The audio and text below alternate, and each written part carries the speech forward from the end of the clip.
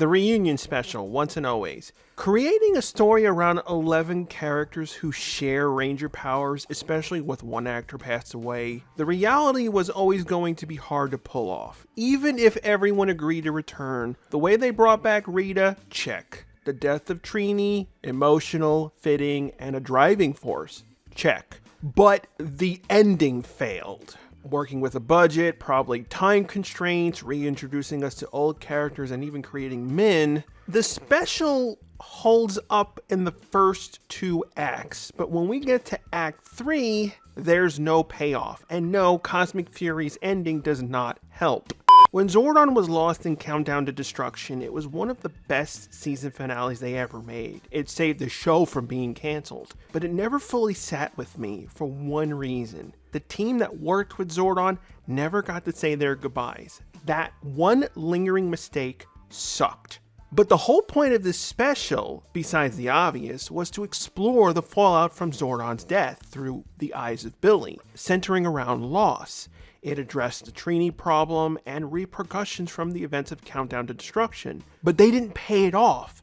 They basically don't do an ending. How can you come up with this story? It would be like if you had Back to the Future and where Marty returns to 1985 and we don't see if Doc survives. Ranger Rewrite is a series that comes up with ways to fix story issues but stay within the confines of a budget. So what needs to be changed? Everything up to when it's found out that Robo Rita is making a time machine stays the same. Where it deviates is when they begin the Moon Palace fight. Unlike in the original, we need Rita to succeed. As the fight escalates, the Rangers and Min are forced out of the rooms. They're separated first by putties, then by Minotaur and Snizzard. Min, Zack, and Kat deal with the putties, while Rocky and Billy are fighting Minotaur and Snizzard. The situation escalates when Minotaur gets the upper hand over Rocky, so Billy goes to help him, which leaves an opening for Snizzard to go after Min. It gets bad.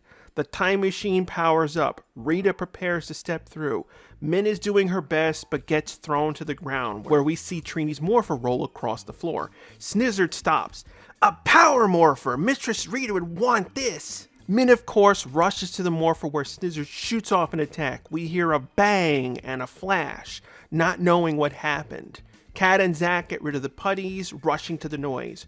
Rocky and Billy knock Minotaur down and follow. The room's filled with smoke, so they can't really see, but Kat and Rocky just make out Snizzard, kicking him out of the way, making him run. Everyone fears the worst, but then they see something glow. The saber-tooth power coin. Snizzard's attack was deflected off the coin. This is where Trini's memories and Min links to the morpher happens.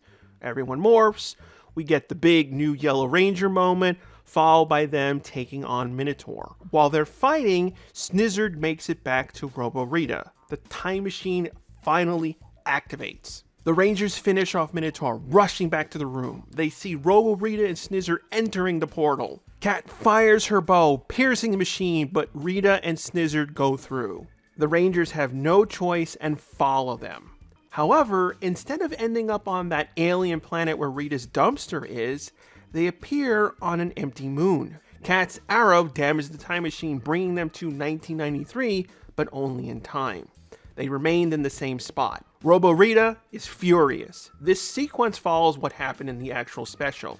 She enlarges Snizzard and fights off the remaining Rangers, while Billy and Min operate the Megazord. Out of habit, everyone calls for their Zords, which they do respond and are automatically sent to the moon. This is when a set of pulsing lights turn on from the dark. A bunch of buttons start blinking. We hear the familiar voice of Alpha. This is very strange. The Zords, they've been activated. We can just hear Alpha pushing buttons when lights start turning on. We cut back to the Megazord fight. It plays out much the same from the real special. Snizzard and Robo Rita get blown up, but they're now trapped on the moon in 1993. Rocky asks, what now? Billy said if he had access to his equipment, he might be able to figure out a way to open the time portal again, when he realizes there's one place they can do this. The Zords and everyone teleport, arriving at the original command center. Everyone takes off their helmets. Zack speaks first. This is really... Yeah, Billy cuts him off. Min confused. Where are we? Rocky tells her this is the command center, but she gets mixed up with the new one. So while Zack and the others try to explain, Billy walks up to the controls, remembering his time there, where we hear echoing voices from the past. The place is empty, so Billy checks on what's happening. Look at this. It's 1:24, September 22nd, 1993. Zack remembers that's only 3 hours before they meet Zordon for the first time. This is when Alpha 5 walks in holding some sort of scanning device. These are genuine power coins, Zordon. Everyone turns to Alpha. This is when Zordon appears in his tube. The only explanation would be these Rangers come from the future. This is never good. We dealt with this before. You Rangers need to stop playing with time. Calm down, Alpha. They would not be here unless something wrong has happened. You could say that again, Zordon, Rocky commented.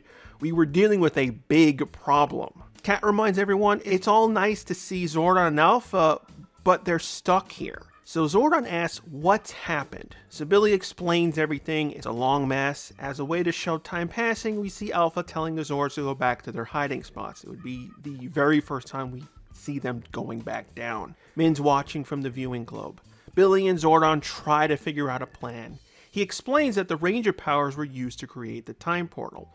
So Zordon goes into tech gibberish where he's able to locate their time period through the Morphin grid by matching their power coins to Tommy, Kim, and Jason.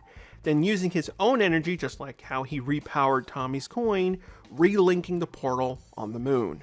One of the more important moments during this scene would be Billy wanting to tell Zordon what's happened, what he means to them. But of course, Zordon knows that this could risk history. No matter what happens in his future, it must play out. But it still gives Billy a chance to say his goodbye. Zordon does tell him that he is grateful that the powers were still protecting Earth 30 years later. The Rangers and Alpha leave and teleport to the moon. The portal is open. Alpha sends them off, everyone gives their goodbyes. Billy tries to give him a cryptic message telling him to always protect his systems, basically a warning about green with evil. Then they step through and disappear. Alpha returns, tired and confused on what happened, needing a break from teenagers, so you see him grab his teddy bear, knowing that in a few hours, the pilot starts. This rework wasn't just about seeing the original command center. That's a bonus. This was really about Billy getting to say his goodbyes to his mentor. The whole point of this special, even existing, was for him and the entire team to get that chance. It wouldn't have been a problem if Billy was the one who found Zordon in the Morphin grid during Cosmic Fury, but it was Aeon. So they stuck all that junk at the end while trying to end Cosmic Fury. So you have all this awkward forced dialogue where Aeon says the one thing that Billy would recognize was from Zordon. Even then, other Rangers have said it. It was so ham-fisted. I wanted this change small. The only new thing they would have to build is the original command center and bring back David Fielding. It just feels like something happened. Maybe the writers thought it would be a bigger reveal if Zordon is found alive in the Morphin grid. I could see that thought process. Let's move it to here. But you caused the same problem that Countdown to Destruction did. Aeon's story was with Zato. Billy's story was with Zordon. I know the writers wanted to make something good, but they were in a bad position with Hasbro selling off the company and PR coming to an end. I think ultimately the blame has to go on Hasbro. Still, it's not a horrible special. I'm happy with who came back, but we're not going to get another chance at this. What do you think about my rewrite? It's not the only way it could have gone. What would you have liked to have seen in the special? Thanks again for watching. If you have a suggestion on a video you'd like me to do, leave a comment below and I may do it. Archer out.